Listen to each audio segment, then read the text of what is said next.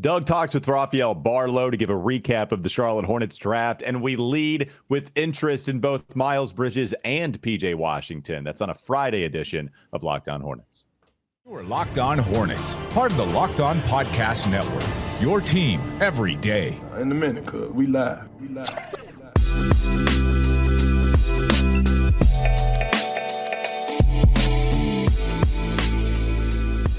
It's Locked On Hornets, part of the Locked On Podcast Network. It's your team every day. Thanks for making us your first listen. We're free and available anywhere you get your pods. That does include YouTube. This episode is brought to you by Game Time. You can download the Game Time app, create an account, and use code LOCKEDONNBA for $20 off your first purchase. Last-minute tickets, lowest price guaranteed. Also, there's Doug Branson thinking about something. We're going to get to that in just a moment. But in the meantime, you can read his Substack, everyhornetsboxscore.com. I'm Walker Mail. You can listen to me on WFNZ every weekday from 12 to 3 p.m., 92.7 FM. All right, Doug, tell us what you're thinking. You can't possibly have another announcement, right? I do have another announcement. I want to wait until... Oh, no, these announcements. I know. I have another announcement, but it's got to wait until the end of the segment. What I was thinking about is we are playing a dangerous game here. We are recording this on a Thursday evening instead of a Friday morning, and news is just popping everywhere. Hopefully you're listening to this and all the stuff we're going to be talking about is current, but I'll say this, I'm coming to Charlotte for the weekend. So Walker and I will be in proximity to one another. So if stuff breaks, you might get to see us in the same room. You never know. We'll see. That would be really exciting. That is a great announcement. Is that the announcement? That's the one? That's not the announcement. I've got a better announcement. It's at the end of the segment. Okay. I don't know how it could be better than that. All right. Well, let's talk, I guess, about P.J. Washington and Miles Bridges, who are drawing interest out there. Doug, what kind of reports can you tell us on the interest that Miles Bridges and P.J. Washington are garnering? Well, you can tell us more. I think you have it on Miles Bridges. I think you've got more of a lock on that, on some of the rumor and innuendo that's happening. We did see a picture of Miles Bridges with Darius Garland on a sideline. Yeah. That's going to get everything started. That's going to get some Cleveland connection starting. But I think there's more to that. I can give you the PJ angle on this, and the angle is essentially that Rod Boone from the Charlotte Observer is reporting that there are multiple teams that might pick around the P.J. Washington sweepstakes. He's a restricted free agent, so the Hornets have control of that process, but could a couple of teams come in and run up the price? We'll have to see, but Rod Boone also reporting that Washington is seeking what he calls, quote, a big payday, and per league sources could have a few suitors once free agency tips off. So what do you think about that? Well, I don't know. I don't know if the Charlotte Hornets are going to pay him. That's my take. No, I don't know what big payday means, right? Because is it the same as him asking for $20 million? Because that was a large amount of money before he actually hit this season. And so now here you have one season gone by. PJ was asked to do a lot more, wasn't as efficient. 3-point shooting was down. Volume was certainly up. And I saw a tweet from Kevin O'Connor, Kevin O'Honor, if you're Doug Branson, calling Kevin all O'Con, these guys. man. Yeah, right. Kevin O'Con, man. I'm the Kevin O'Honor guy, right? But I'm going to read his tweet, and I'm all the same. He did talk about how P.J. Washington was one of 4 players who actually handled the ball on 100 possessions in pick and roll, and also set at least a certain amount of screens out there in the NBA, because he's real versatile defensively. You know how much I've lauded him defensively, whether he's guarding Kyle Lowry, Kyrie Irving, or making an impressive defensive play, stopping Domantas Sabonis in the post, right? I value him a lot, and I think a lot of teams out there probably do as well with just the P. Clay Washington. Mold him into whatever you want him to do, baby, and he'll just be a little ball of clay for you to figure out what you want him to look like. That's exactly why you're paying him. He's amenable to change. Yeah, I mean, that's a critical thing, I think, when you're trying to build a roster, and you're not necessarily trying to build a roster around P.J. Washington. You're trying to build it around LaMelo Ball and Brandon Miller. You need pieces that are willing to say, all right, tonight I need you to do this, and tomorrow night I might need you to do something else, and they go, aye, and they can accomplish it. And P.J. Washington, I think, has shown himself to be able to do that. And he's sacrificed, I think during his time here, he sacrificed scoring to play more defense. He sacrificed defense to do more scoring. I mean, he's gone both ways. Yeah. But all for the team. And so I think, that might be what's root. I mean, obviously he wants to get paid. Who doesn't want to get paid? I want to get paid. But I think also in that is like, hey, Hornets, I've come in here and done everything you asked me to do and more. So I think I deserve a little bit more than maybe you would give, somebody with my particular statistics. Because if you just look at raw stats alone, I'm not sure that he's earned, $20+ million. Yeah, and by the way, the stat that I was mentioning was 100 in pick and roll possessions as the ball handler, over 900 as the screener. Julius Randle, Lauri Markkanen, Nikola Jokic. Those are the other three guys in the NBA, plus with the defensive added ability there. So, yeah, you know how much I like PJ. I hope they bring him back. I understand if it gets past 20 million, even at 20, with that being the magic number, it's going to be a lot. If you move on, okay, I'm going to be sad to see him go. And I do think that this is the type of player that would really help everybody else do what they do well. If you get rid of PJ, then goodness gracious, man, like defensively, who can you lean on outside of Mark Williams and Dennis Smith Jr., who is not on the team right now? Who can you lean on defensively if PJ's gone? Good.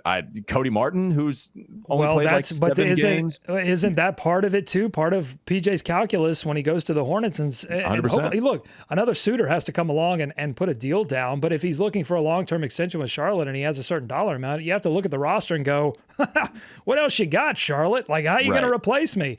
But on the other hand, if someone comes along and scoops PJ up and Charlotte says no, thank you, that could open the door to possibly playing a little bit in that free agency period with trying to replace what PJ gives you. The question would be then, can you compete with other teams on the marketplace to do that?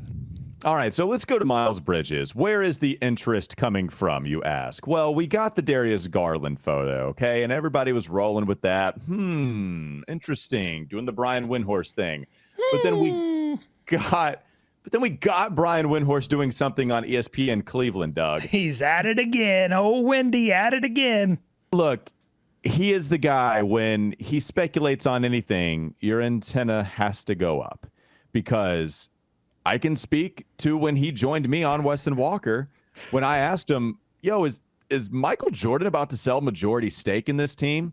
He said, at the risk of being aggregated like Bill Simmons was, all I'll say is that the Hornets are not for sale, which immediately led me to believe, oh, okay. Oh, so the Hornets are for sale, which it's not his fault. I know this is exactly the thing that he hates. But at the same time, he goes on ESPN Cleveland, and then he's asked about what Cleveland could do in free agency, and he is real speculative without giving any information. A big old tease is what Brian Windhorst is.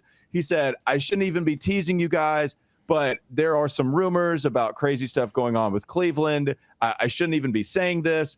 And then we get Chris Fedor from ESPN Cleveland report that the Cavs do have interest in Miles Bridges. So I don't know if we've had anything crazy official, but it does seem like the rumors are probably worth paying attention to here.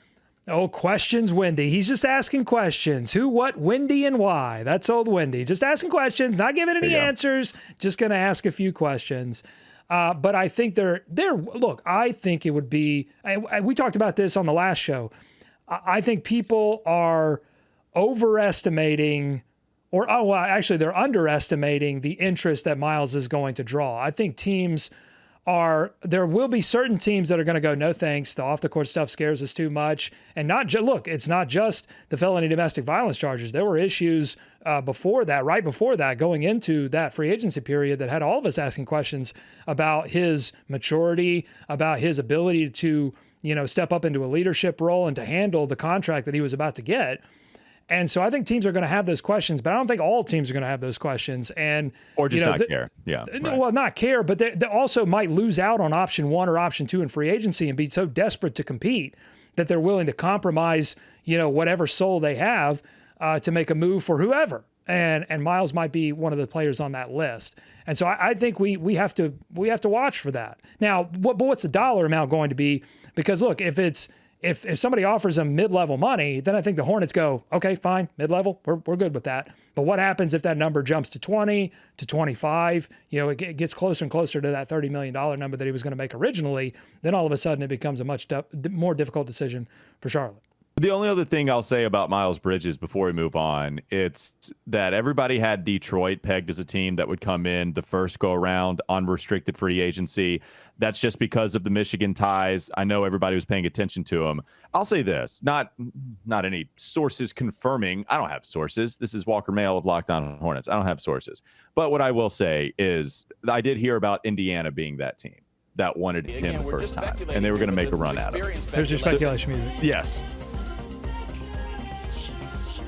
We need to play that. So, yeah, okay, Indiana was the team. I'm trying to look at their cap situation, trying to figure out what the Pacers, because I know they're kind of an interesting team when national pundits talk about some of the squads that could be going out for some guys. And so you're watching for Tyrese Halliburton, who is eligible to sign the 5-year, $200 million max, just like LaMelo. They came out in the same draft. Yeah, so they're below. Yeah, Pacers are sort of in a similar situation to the Hornets.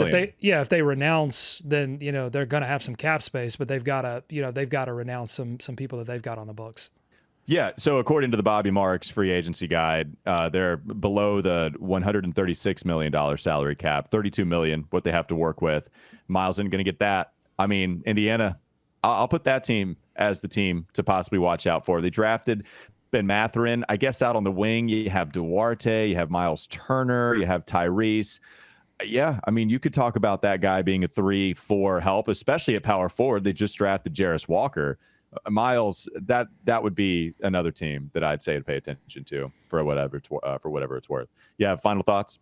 Well, if the Hornets lose out on Miles Bridges, I think there will be a subset of the fan base that is disappointed from a basketball perspective, but from like a personal moral perspective is relieved that the Hornets don't have to associate themselves with all of the baggage that comes from Miles Bridges and the felony domestic violence charges. But if they lose out on both Miles and P.J., they're going to be in a tough situation because that's going to happen 3 or 4 days after free agency begins if all that shakes out and it extends to the full time. And then you're well behind everybody else in terms of being able to go out and make offers for particular free agents. Because if they lose on both on Miles and PJ, then it will open up some cap space for the team. But how competitive can they be versus the Detroits and Houstons of the world that have a lot more cap space? It's going to be a difficult situation if they lose out on both. Yeah. All right. Let's move on to the next segment. Rafael Barlowe joins Doug Branson coming up next on the Locked On Hornets podcast. Don't go to sleep on the Hornets just yet. Rafael gives you a recap of the Charlotte Hornets draft. Did he like James Nnaji? Did he like Nick Smith Jr.? And of course, did he like Brandon Miller at number 2 overall? We'll get to all of that in just a moment, but not before I talk to you about Prize Picks. This episode is brought to you by Prize Picks. It's a fantasy sports app or website where you can pick 2 to 6 players, and if they score more or less than their projection, you can win up to 25 times your money on any entry. There's no competing against other people. It's just you versus the projections available, and they offer projections on any sport you watch. The NBA, NFL, MLB, but also men's and women's college basketball, the WNBA in full force right now, esports, NASCAR, tennis, MMA, boxing, so much more. Just go check it out for yourself. Download the PrizePicks app or go to prizepicks.com to sign up and play daily fantasy sports. First-time users can receive a 100% instant deposit match up to $100 with promo code Locked On. If you deposit $100, they give you $100. If you deposit $50, they give you $50. Don't forget to enter promo code Locked On and sign up for an instant deposit match up to $100. More Locked On Hornets coming up next. Back here on Locked On Hornets with our favorite NBA draft analyst, Rafael Barlowe. Rafael, welcome back to the show. You are fresh off covering, I don't know if it was the most exciting draft, but it was certainly one of the most talented, one of the most stacked drafts we've had in quite a while. So how are you doing? What's life like for you right after an NBA draft? Well, I was exhausted. I mean, I chose to bring my family with me to New York. So I spent the days, taking my wife and my son and my niece. She's 13 and my son he's not even 1, so he won't remember it. But I took them to like a Yankees game and sightseeing and so on. And then maybe around 6 o'clock until, I don't know, probably 3 a.m. I worked and wrote articles and covered the draft. So I was exhausted. And then draft night, it was fun. My first actual NBA draft, being there in attendance, definitely something I remember. But, we didn't finish recording our podcast till about, I don't know, maybe 3 o'clock in the morning.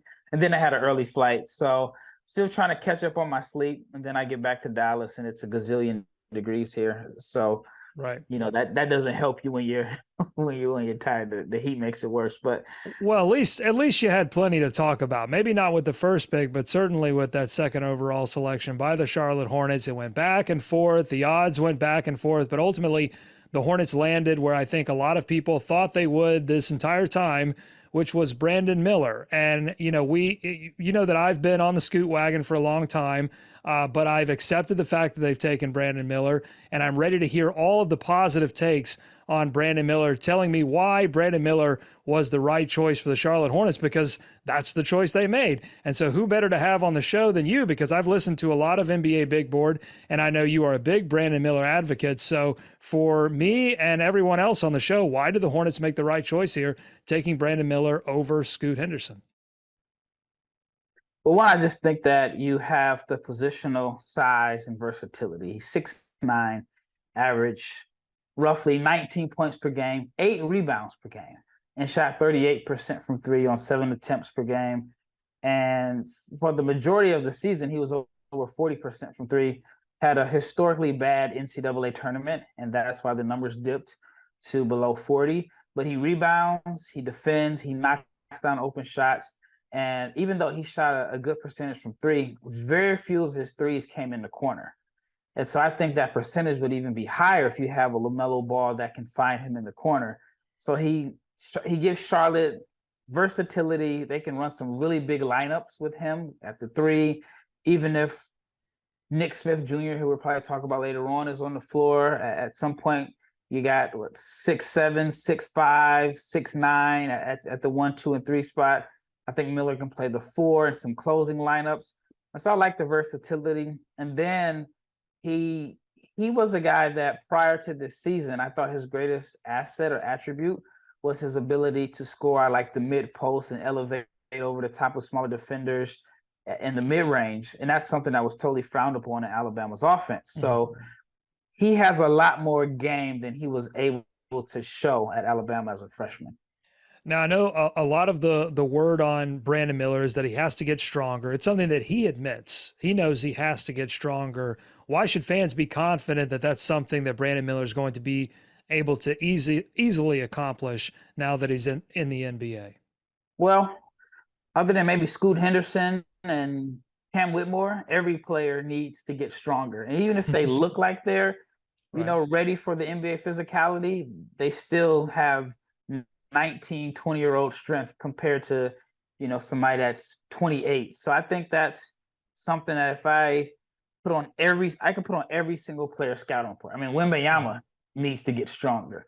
So I think that'll come naturally and, just time in the weight room and really will be his only focus. It's not like he's going to have to go to class and so on. So I do think that he'll get stronger. Part of it will be just natural progression, and part of it will just be him putting in the time in the weight room.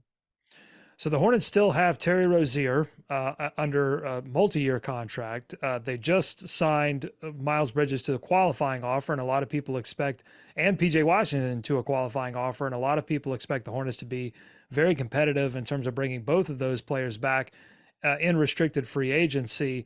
So tell me where you see Brandon Miller immediately contributing to the Charlotte Hornets next season, not necessarily where he's going to be in the rotation. That a lot of that has to shake itself out as we find out who's going to be in, who's going to be out, and how the off season goes and how the preseason goes.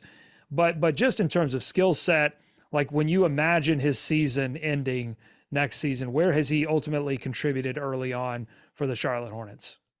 As a versatile defender and a guy that provides the gravity that helps LaMelo Ball get to his spots. I mean, LaMelo had a really good year last year, even though it was only, I think, 36 games. But you give him another floor spacer that can knock down open shots. And I think Brandon Miller can also play a little bit as like a secondary ball handler also. So to answer your question, I think that he would help Charlotte with the shooting. And he would be someone that I would believe that can average anywhere between 15 to 18 points per game as a rookie. What was his point guard situation at Alabama? I mean, did he have a point guard that was similar to LaMelo Ball's skill set, or will this be something a little bit. I mean, obviously LaMelo Ball's different. Like he's going to be different than most every other player on the planet in terms of his playmaking ability. But just in terms of the way the offense was run and who was running it, is this going to be unique for him? Is it going to be an adjustment, or is it going to be something that he's pretty used to? I think it's going to be unique because the point guard that he had at Alabama last year, Javon Quinterly, is a smaller point guard. And so when you have a smaller point guard, obviously you can't see over the top of defenses and some passes that he can't make. Well, LaMelo can make every pass. He can see over the top of defenses. He's a great live dribble passer. So I think that will benefit Brandon as far as getting open looks. And I mean, it's LaMelo's team right now. It's going to be LaMelo's team. LaMelo's going to be the guy that defense is key on. And so it's going to create more open looks for Brandon. So like I mentioned, Brandon didn't shoot very many corner threes at all this season. And I think with LaMelo and Charlotte's offense, well, pretty much almost any NBA offense, there's going to be a lot of corner threes. And so I think with that being the easiest three, that's the one three that you say you don't leave open. Once he is able to get in the corner, and I think his percentage is going to be pretty high. And it sounds very similar to what Miles Bridges had in terms of a role with the Charlotte Hornets his rookie season, with another dynamic point guard, different than LaMelo Ball, but Kemba Walker, drawing a lot of attention from defenses, and it left Miles Bridges open for a lot of three-point shots in the corner. And that was, it was like corner threes and then transition dunks. That was the Miles Bridges experience through his rookie season. And then he grew into, more of a ball handling role and some extra offensive responsibilities as the years went on. So, yeah, I mean, I hear you on that, and I think that's a very realistic expectation for him early on his career. Okay, Brandon Miller, not the only pick that the Charlotte Hornets made in this draft. They made a number of other picks. They didn't make all of them, but they made a number of other picks. I want to talk about those coming up next on the Locked On Hornets podcast. Nick Smith Jr., Amari Bailey, James Nnaji. We're going to discuss all of these picks with our NBA draft expert, Rafael Barlowe of the Locked On NBA Big Board podcast. Stick around. You're watching Locked On Hornets. We'll have more from Rafael Barlowe in just a moment. Appreciate the analysis on Brandon Miller. Now we're going to get his official grade, the official grade on the Charlotte Hornets draft. That's still to come, but not before I bring up Game Time. This episode is brought to you by Game Time. It is the place for last-minute ticket deals, so you can forget planning months in advance. Game Time has deals on tickets right up to the day of the event. Perfect for the procrastinator. I raise my hand high. Get exclusive flash deals on tickets for football, basketball, baseball, but not just sporting events, concerts, comedy, theater, and even more than that. The Game Time guarantee means you'll always get the best price. If you find tickets in the same section and row for less, Game Time will credit you 110% of the difference. That's nice. Snag the tickets without the stress with Game Time. Download the Game Time app, create an account, and use code LOCKEDONNBA for $20 off your first purchase. Terms apply. Again, create an account and redeem code LOCKEDONNBA for $20 off. Download Game Time today. Last-minute tickets, lowest price guaranteed. More Rafael Barlowe coming up next. Back here on Locked On Hornets, I want to dig into the rest of this draft because it's super interesting. The Hornets, I thought they got a lot of value for their picks because they ended up taking a lot of guys that I think, and at least in the case of Nick Smith Jr., was somebody that a lot of people saw as a lottery pick all of a sudden because of some issues that I'm sure you'll bring up. He falls down into the bottom of the first round. They snag him. Amari Bailey, I saw projections for him that included first round projections. They end up getting him at 41, and then they trade up to get James Nnaji at 31. Let's start with Nick Smith Jr. We'll just kind of go down the line here. Nick Smith Jr. at 27. I think you said in the first segment you liked the pick. Why did you like the pick? One, a lot of people coming into this season, a lot of scouts that I talked to thought that Nick Smith would be the first college player off the board. So he was considered to be the better NBA prospect than Brandon Miller. And you get a guy that can score. I mean, I saw Nick play in high school. Actually, him and Brandon were teammates playing for Bradley Beal. He's someone that you just didn't see him healthy this year. It was labeled as right knee management. We never really found out exactly what it was, but it was just hard to keep a rhythm, play a few games, miss games, in and out. I thought he lost his confidence, but I think if he regains the confidence and that little hop in his step, and I think he's one of the more crafty and creative scorers in this class. And so I think what Charlotte gets is a big guard, even though he's a little thin, but he's still 6'5". I think he can play on the ball. And if he's like your sixth man who comes off the bench, I think he can initiate the offense when LaMelo is off the floor. So I think you got to steal. I mean, it was worth the gamble. You got a guy that a lot of people thought was going to be a top 10 pick, and he just didn't get a chance to show everything that he has because he wasn't healthy. So they trade up. They trade one of their second round picks that they had. Well, I guess two technically, to move up to number 31 to take Nnaji, James Nnaji from Barcelona, from Nigeria, home country, and then plays for Barcelona. So tell me about James Nnaji. Bit of a question mark in my book because I didn't do a ton of background on James Nnaji, but I know a lot of people just love the sort of physical profile. Extremely long arms, stacked shoulders, big body. Did you like the fact that they traded up, took shot their shot and got James Nnaji? Yeah, it's interesting considering that they have Nick Richards and Mark Williams, so they have some bigs on the roster. So I thought that was pretty interesting. Charlotte wasn't one of the teams that I thought would target him, but I've had a chance to watch him live a few times. And what's interesting about Nnaji was last year. So I stayed in Barcelona for a while. He was one of the players that I really wanted to watch, and I watched him play with his age group, and I just thought, like, man, this guy is overrated in a sense because I wouldn't say he dominated, but he may have had like 10 points and 10 rebounds, but he was just more physically gifted than everyone else. He was bigger, he was stronger, he was more athletic than everyone else. And they were like trying to feed him the ball in the post. I saw that he was raw, didn't necessarily have good touch around the rim and post moves. And I just thought, like, this is a guy that's good because of his, just this physical attributes. Then COVID happened, and Barcelona's senior team had a rash of injuries, and he was forced to play. And with better spacing, with guards that can get him the ball against grown men, he looked like a legitimate NBA prospect because his role was simplified to screen, roll to the rim, rebound, block shots from the floor. And he looked a lot better in a reduced role with pros than he did playing with his age group when they were trying to force feed him the ball and give him touches in the post. And so his role in the NBA is going to be similar to the role that he played with Barcelona's senior team. And having like a creative passer like LaMelo that has different angles, I think he could be a really good rim roller and vertical lob threat. And then he's also a good defender. So if Mark Williams is the future, then I think that if Nnaji is like your backup, there's not going to be a huge drop off when your backup center is on the floor. Yeah, and I think you can take Nick Richards as an example of a player that has been through Charlotte's development system, that they bought into, that they stuck with, and I think went from his first few years in the league. I'm like, I don't know if this guy's got it. It just in terms of just footwork, decision making, ability to be an impact player on the offensive end.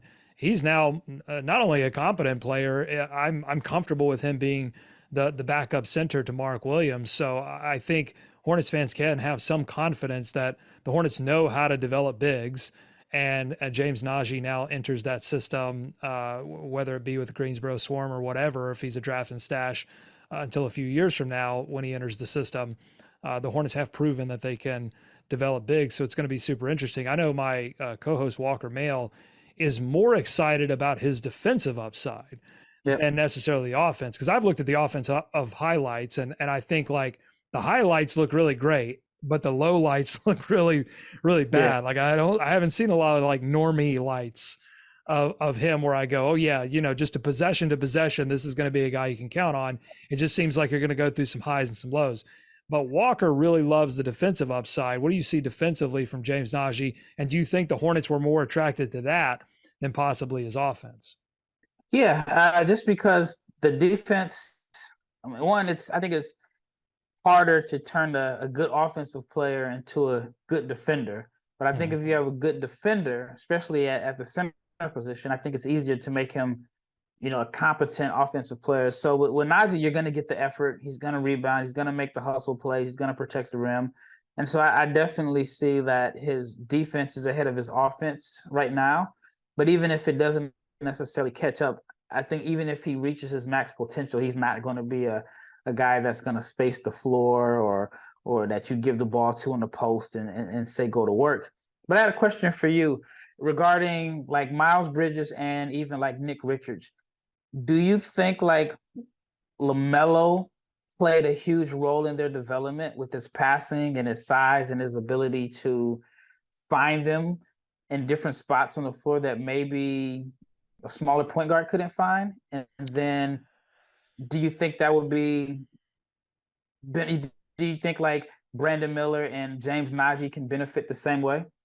Well, I think they'll certainly benefit. The offense is much better with him on the floor. I mean, there's no doubt about that. But in terms of like player development, I mean, I think a lot of that happened behind the scenes without LaMelo on the floor. I mean, Miles Bridges did some of that before LaMelo was drafted. Nick Richards, I mean, he came into that last offseason and the coaching staff was praising him, and I just didn't understand it because everything that I had seen from him previously did not lead me to believe that he was ready for a more substantial role. And he comes out in the summer league, doesn't look all that impressive, but then as he gets into the preseason, suddenly you could see there was a lot of work that happened over that summer that Nick Richards had turned the page on his career in a good way. And he still had some bumps in the road last season, a season in which he didn't get to play as much as I'm sure he wanted to with LaMelo Ball, but he also had some highlights as well. And he does so much of his work on the glass. I mean, a lot of Nick Richards' success offensively is from just his energy and his hustle, but it certainly doesn't hurt to play with LaMelo Ball. And I totally understand what you're saying. If when Nnaji gets that opportunity with the A squad, it's only going to help, to play with LaMelo Ball. There's no doubt about that. But LaMelo Ball needs some help. He needs some help behind him in terms of playmaking. And, if these injury concerns persist, the Hornets are going to need some help with playmaking as well. And so they not only drafted Nick Smith Jr., they also drafted Amari Bailey out of UCLA with their final draft selection, number 41. I'll say it again. I mean, I saw projections of him in the first round. I don't know if that's where you had him or if you had him closer to where the Hornets took him at 41. But what are your thoughts on Amari Bailey in that pick? Yeah, I'll be honest. I did not like Amari Bailey coming out of high school. I did not like him at all. I thought he was your typical scoring combo guard that didn't shoot the ball well, that scored a lot of points in high school because he was more athletic and faster and a little bit stronger. But he was just really, really an aggressive downhill scorer that I just wasn't a fan. And then as the season went on, I began to like him a little bit more. And then he really turned the corner for me at the combine, where he had a chance to play point guard and he wasn't playing off the ball. And he just showed that he can be a point guard. Like, my biggest knock on him was I thought he had tunnel vision and was selfish and wasn't a passer. But the strides that he's made as a playmaker and a decision maker over the last year have been tremendous. And now I think he is a legitimate NBA player. I think that he maybe would have been a first-round pick if he didn't go to UCLA and split ball handling duties with Tiger Campbell, who had been there, seemed like forever, and was on the UCLA teams that made deep runs in the NCAA tournament. And so maybe point guard is his best position. But again, this is not something I would have said 12 months ago. Okay, so look, I mean, just having this conversation with you, I've heard you like a lot of what the Hornets did. So we'll end it by asking you this: your review of the Charlotte Hornets draft night overall. Grade wise, is it an A? Is it an A? Is it an A plus? Is it an A plus plus? What do you think, Raphael? How'd the Hornets do? Yeah, I would give it an A plus, just because I think they addressed a need for shooting on the wing with Brandon Miller. Brandon Miller's a very underrated rebounder. Then you got Nick Smith. If he pans out, you got a steal. You got lottery value. So you can make a case to say you almost got 2 lottery picks in the first round. And then with Nnaji, you get another guy that had a first-round grade on a lot of different mocks. I was actually surprised that he fell. And I think the only reason why he fell to the second round is because there are a couple teams like the Clippers. There was another team that I can think of that I think they're in their win now mode, and they chose to go with some older guys. I think there were maybe like 3 guys that are like 22 or older at least they'll be 22, which you know how rare that is in the draft. Like Marcus Sasser, Ben Shepherd, and Chris Murray was already in the first round grade. But anyway, so I think Nnaji falls out of the first round because some teams like the Clippers wanted to go with someone that can come in and contribute right away, and Kobe Brown. So I think you can make a case and say Hornets got 3 first-round picks in this draft. And then Amari Bailey is someone, like I mentioned a few minutes ago, I think if he plays the entire season as a point guard, then he probably would have been a first-round pick. But he was one of the fastest risers from like the second half of the season to the end of the season as far as his draft stock. So I give it an A+. I thought Charlotte did very well for themselves. I was looking for an A++, but we'll take an A+, and especially because you said they got 3 first-round picks. You hear that, folks? 3 first-round picks. That makes up for the fact that they traded a first-round pick 2 drafts ago for a worse first-round pick. I'll count that as a makeup. Raphael, always appreciate your expertise here on the show. Thank you, sir. No problem. Thanks for having me on. You gave him 3 options. They were all very good, and so he settled on A+, which is like maybe a C based on your grading scale, but also very good. We deserve that extra plus mark. I mean, come on, just value picks everywhere. Come on. Mm-hmm. All right, that's Rafael Barlowe, Locked On NBA Big Board podcast. Always does a great job during the NBA draft, and we're going to try to do a great job during NBA free agency. Doug is going to be in Charlotte, so make sure you turn your notifications on. I feel so YouTube hosty right now. This is something that we refrain from a lot. Smash it. I mean, I want you to break your computer. I want you to throw your phone against the wall, that you smash the notification bell hard as hell. Make sure you're watching us on Locked On Hornets. I can't do it anymore. All right, that'll do it. Locked On Hornets, and it's easy. Just go check us out anywhere you get your pods. And the YouTube channel will keep you up to date on anything that happens during NBA free agency when it starts officially 6 p.m. this Friday. Thanks for making us your first listen. We're free and available anywhere you get your pods. That includes YouTube. Make your second listen game to game NBA. Every moment, every top performance, every result. Locked On Game to Game covers every game from across the league with local analysis that only Locked On can deliver. Follow Game to Game on Locked On NBA, available on YouTube and wherever you get your podcasts. Have a great weekend. We'll be back with you on Monday.